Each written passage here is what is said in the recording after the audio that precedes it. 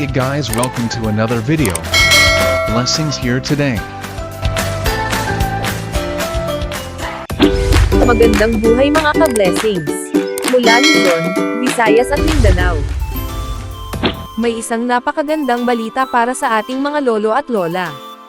Sa kauna-unahang nationwide simultaneous cash gift distribution, higit 1,000 senior citizens, mula sa iba't ibang bahagi ng bansa, ang nakatanggap ng tulong pinansyal.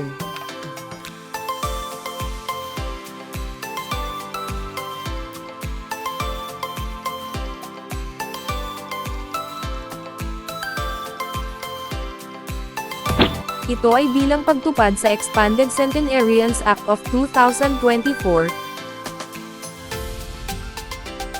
na pinangunahan mismo ni Pangulong Ferdinand Marcos Jr. mula sa Malacanang.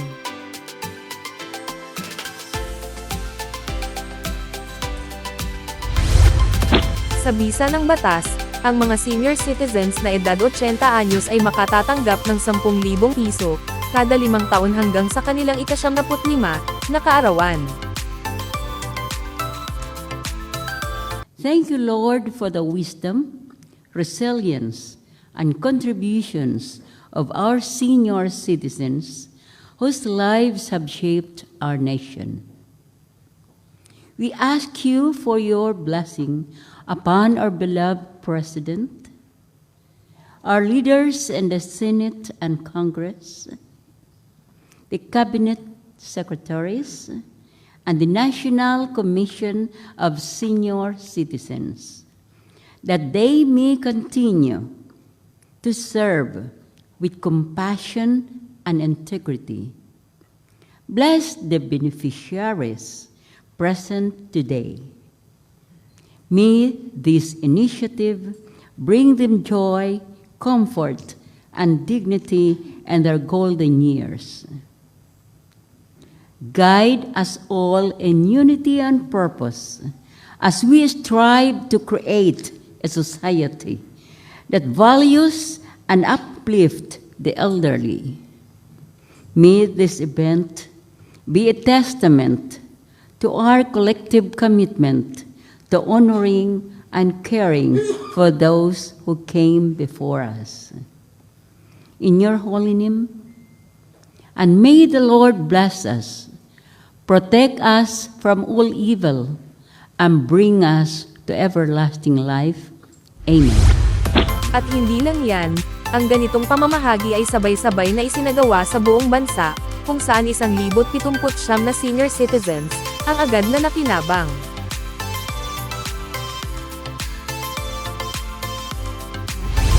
Maaaring isang ordinaryong araw lamang po ito sa ating mga kababayan. Ngunit para po sa mga nakatatanda, ang araw na ito ay tunay na makasaysayan. Sa araw na ito po ay nalagdaan ang batas para po sa Expanded Centenarian Cash Gift. At sa araw na ito din po ay siyang implementasyon ng nasabing batas. The inaugural distribution of the cash gift under the Expanded Centenarian Cash Gift, which is taking place simultaneously across the country today.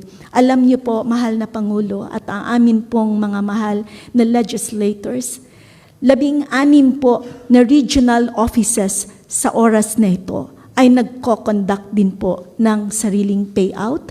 Kasama din po ang pagbibigay ng ating tinatawag na caravan of services.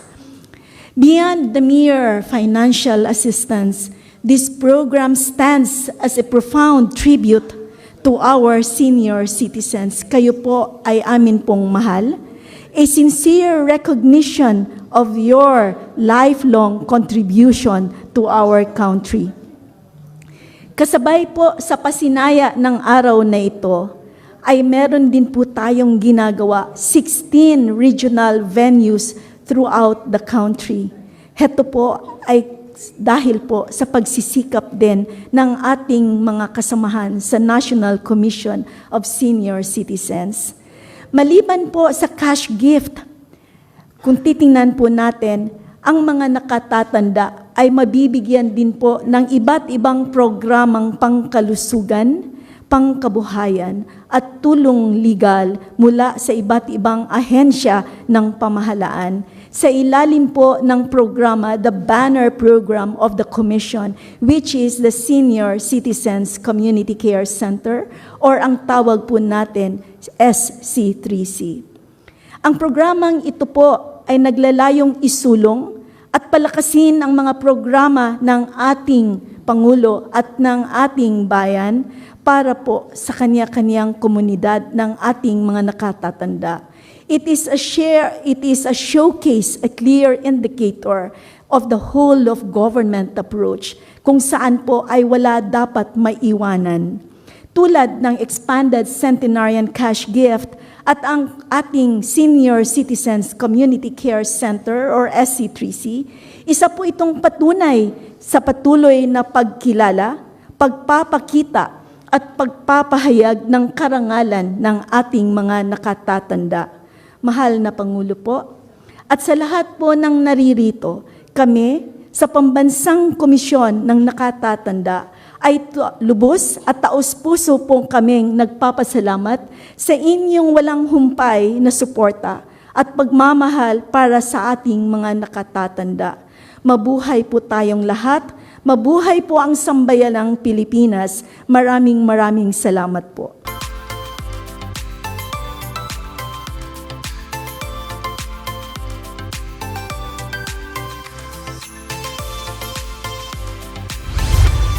Personal na namahaji ang Pangulo ng cash gift sa ilang senior citizens na tinukoy ng National Commission of Senior Citizens o NCSC.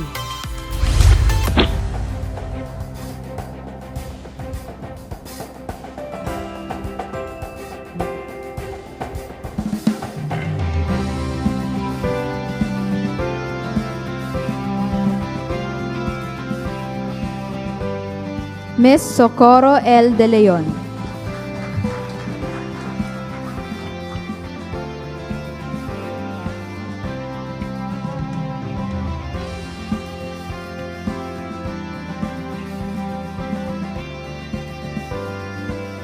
Thank you. Mr. Reynaldo C. Protasio.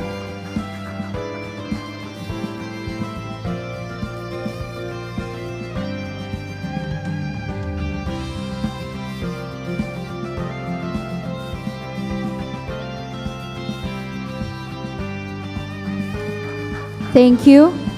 For the 85-year-old milestone, may we call on Priscilla Y. Pantangco.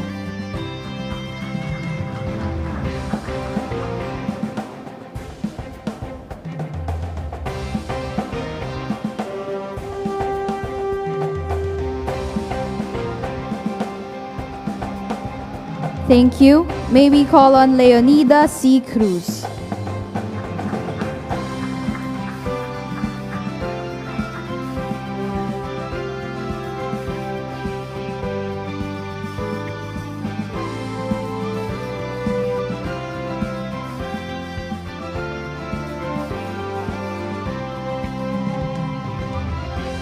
Thank you.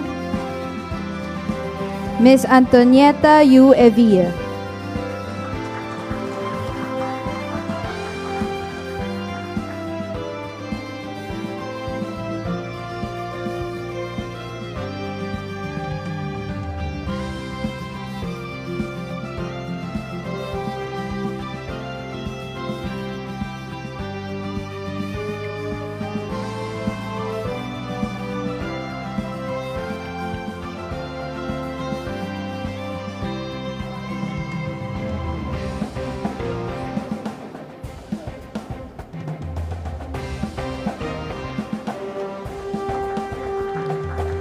For the 90-year-old milestone, Ms. Fredesvinda P. Rafael.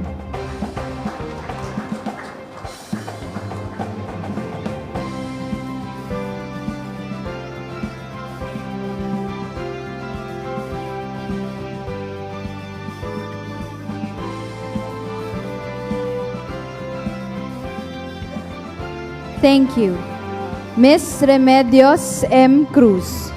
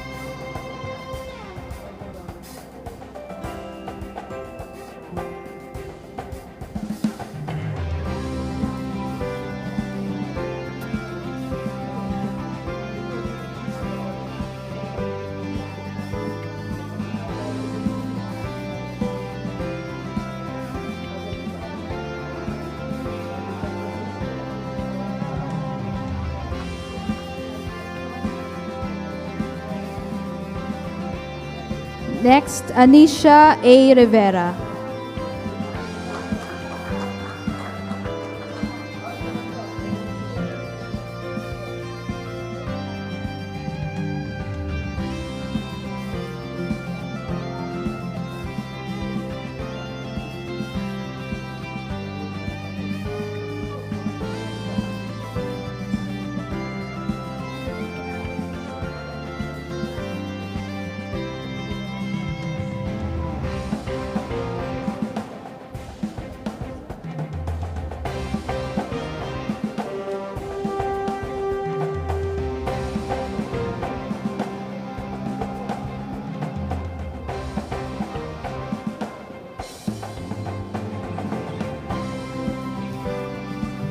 Next, Miss Vicenta C. Martelian.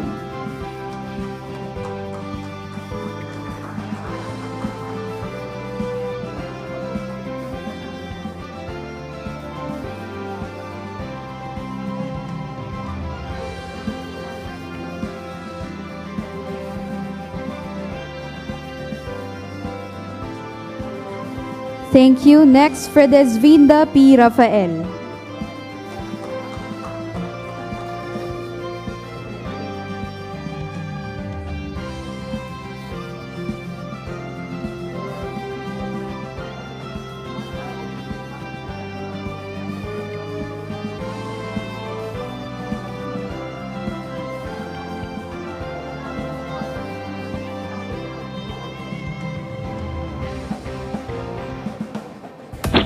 Samantalang, nananatili namang 100,000 piso ang matatanggap ng mga centenarians. Thank you.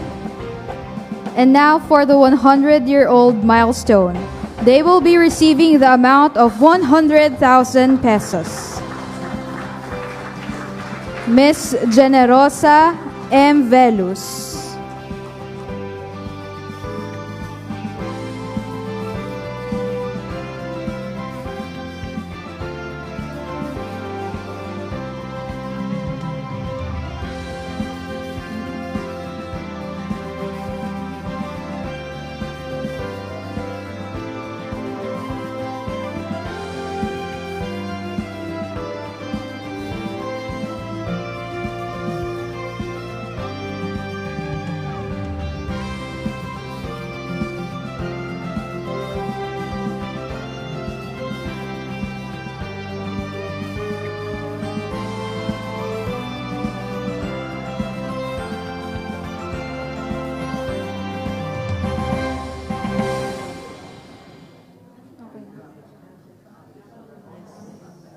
Thank you.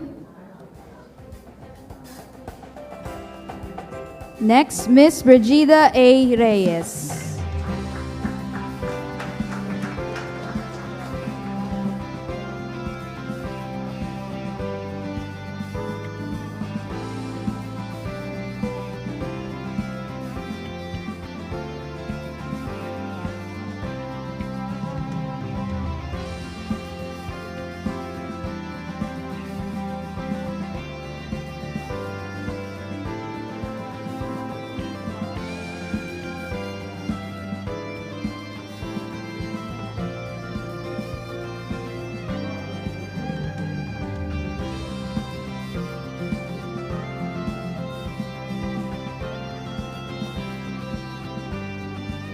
Thank you.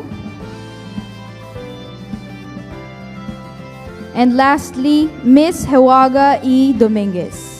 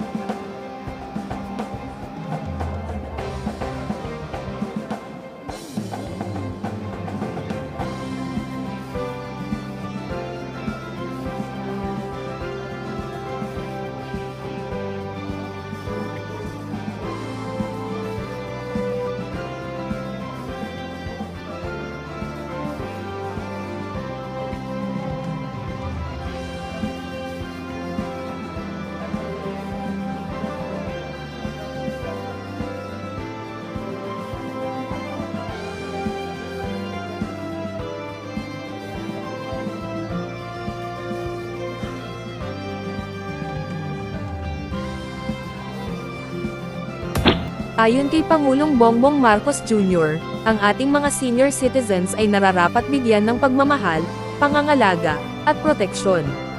Kaya naman, patuloy ang pagsisikap ng gobyerno upang maibigay ang kanilang mga benepisyo at pangangailangan. Maraming salamat sa ating Executive Secretary, Chief Luke Bersamin. Please, magsipo po tayo.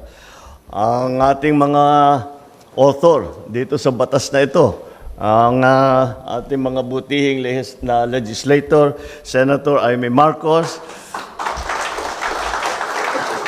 at saka si Senator Bong Revilla. Oo. The United Senior Citizens Party List, Representative Milagros Aquino Magsaysay. Senior Citizens Party List Representative Rodolfo Ordanes. The National Commission of Senior Citizens Officer in Charge and Commissioner, Dr. Mary Jean Loreche, and other NCSC officials. And of course, the most important people here today are, of course, those who have received, who are now become the beneficiaries. But they are not important because they are beneficiaries of this program. They are important because they are our guiding lights, they are our mentors, they are our supporters, they are the ones who brought us into and to understand how to deal with the world and how to deal with life. And for that, we will all be eternally grateful, our beneficiaries of the Centenarians Act of those two. My fellow workers in government, ladies and gentlemen, magandang umaga po sa inyong lahat at mainit na pagtanggap dito sa Malacanang. Isang napakahalaga at espesyal ang pagtitipon ng araw na ito para sa ating mga senior citizen. Nakalagay sa speech ating mga kapwa senior citizen, di ko na binasa. Na ikanulugod ko, makasama ko kayo ngayon. Marami po sa inyo ang naipanganak na o di naman kaya ay nasaksihan ang mga ilang mahalagang yugto ng kasaysayan ng ating bansa. Kasama natin ngayon araw si Nanay Generosa, Nanay Brigida at Nanay Hiwaga na tumutuntong po sa edad na 100 taon. Pinanganak sila noong panahon na tayo ay nasa ilalim pa ng Amerikano. Hinarap nila ang mga hamon ng kawalan, na kalayaan, kinabukasan o seguridad. May tuturin din natin sila mga survivor ng ikalawang digmaang pandaigdig. Dahil hindi lamang nila ito pinagdaanan, matagumpay po sila na nalagpasan. Marami rin po sa inyo ang ipinanganak at lumaki habang ang bansa natin ay unti-unting naghihilom mula sa sugat ng dulot ng digmaan. Naging saksi kayo sa tagumpay at pagsisikap ng maraming administrasyon na paunlarin ang ating bayan. Kaya, ang bawat linya sa inyong balat at bawat puting buhok ay bahagi ng hibla na naghahabi ng ating kasaysayan. Mga kababayan, tayo po ay narito ngayon upang magbigay pugay sa ating mga nakakatanda. Ngayon, ang bilis na ng pagbabagong dulot ng teknolohiya at lahat ng nagmamadaling makasabay sa agos ng panahon, huwag po nating makakalimutan ang ating mga nakatatanda. Ipadama natin ang ating pagmamahal at ipakita na ipinagmamalaki natin sila dahil sa kanilang mga naibahagi sa ating lipunan. Noong nakaraang taon, nilagdaan ko po ng inyong lingkod ang Republic Act No. 11982 o yung Expanded Centenarians Act of 2024. Sa ilalim ng batas na ito, ang mga senior citizens na umabot ng 80 years old, 85 years old, 90 years old, at 95 years old ay makakatanggap ng 10,000 piso at tuloy pa rin ang handog ng pamahalaan na 100,000 piso para sa ating centenarians o yung mga umabot sa 100 taon. Kaya sa araw na ito, ay ipamahagi natin ang halagang ito sa ating mga nakakatanda sa atin, hindi lang po rito sa Metro Manila, kundi sa buong bansa. Pasimula lamang po ito dahil patuloy po ang pagpapatupad ng batas na ito. Ang hiling ko lang sa ating National Commission of Senior Citizens or NCSC, i-check ninyo ng maigi dahil ito, ewan ko sa mga nakikita ko rito sa harapan ko ngayon, di naman yata qualified itong mga ito dahil masyadong bata ang mga itsura ninyo.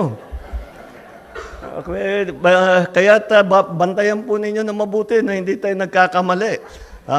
Tulad na rin po kayo, baka magalit sa akin, pero si Executive Secretary Chip Luke at saka si Manong Johnny Enrile. Batid ko po na marami pang kailangan gawin, hindi lamang ang pamahalaan, kundi ang buong lipunan upang mas gawing siguro, ligtas at maginhawa ang kalagayan ng ating mga nakatatanda. 73% ng ating mga senior citizen ay umaasa pa rin sa suporta ng mga anak at 55% ng kanilang gastusin sa kalusugan ay binabayaran mula sa sariling bulsa. Ilan din ang nakakaranas ng kakulangan sa pangmatagalan pangangalaga. Marami ang nag-iisa sa bahay. May iba na pakiramdam nila, na ang pakiramdam nila ay wala na silang halaga sa pamilya at lipunan. Huwag niyo pong isipin yun. Mas malungkot, marami sa kanila ang nakaranas ng abuso pa. Sa bagong Pilipinas, hangad natin na mabuhay ng may ginhawa at dignidad ang ating mga matatanda. Mga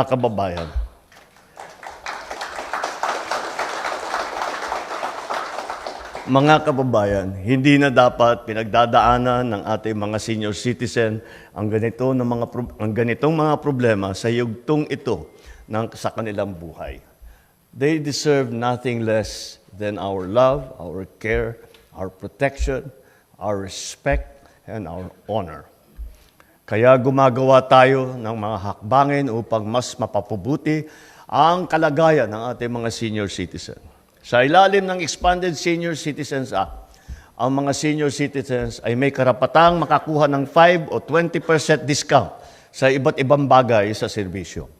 Kasama sa 5% senior discount ang tubig at kuryente kung hindi hihigit sa 30 cubic meters na tubig o 100 kilowatt hours ng kuryente ang konsumo. Makakakuha naman ng 20% discount ang ating senior citizens sa transportasyon, sa gamot, sa serbisyong pangkalusugan at maging sa paglilibang. Ang gamot po, marami na po tayong tinanggal at hindi na binaba natin yung presyuhan upang makaya namang maabot ng ating mga senior citizen. Ang batas din na ito ay nagbibigay ng libreng pangangalaga sa kalusugan ng ating mga seniors sa mga government health facilities at iba pa. Mayroon din tayong social pension for indigent senior citizens na kung saan nakakatanggap ang mga qualified senior citizens na 1,000 piso bawat na na buwanang pensyon. May mga residential care facilities na pinamamahalaan ng DSWD para sa edad ng 60 at pataas upang maalagaan ang mga iniwan at napabayaang senior citizen. Bukod pa rito, ang NCSC ay patuloy na nagbibigay ng mga programa at serbisyo na tumutugon sa pangangailangan ng ating mga nakakatandang mamamayan. Naway, sa pamamagitan ng mga programang ito, at serbisyong ito ng gobyerno, makapaglaan sila ng mas marami pang panahon para sa kanilang mga minamahal sa buhay. Naniniwala ako na ang kinakatawan ng ating mga nakakatanda ay pagiging isang bagong Pilipinas na may disiplina, kahusayan at pagmamahal sa bansa.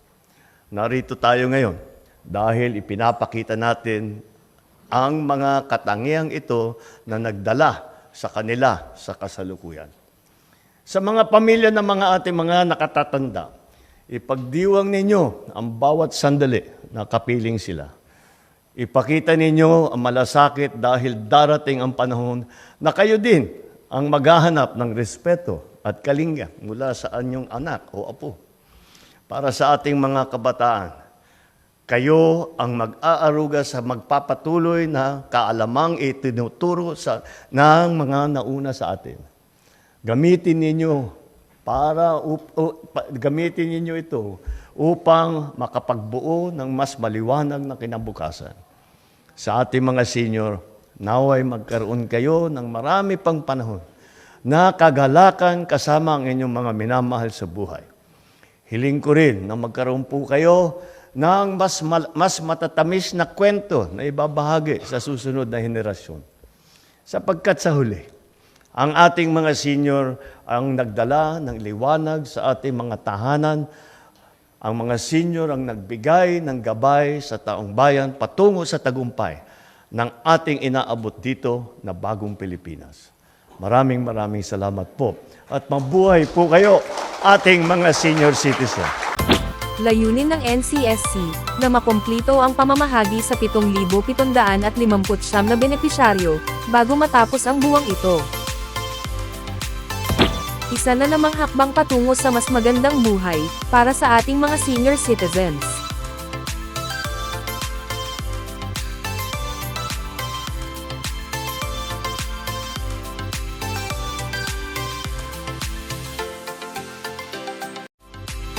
Maraming salamat po mga ka-blessings.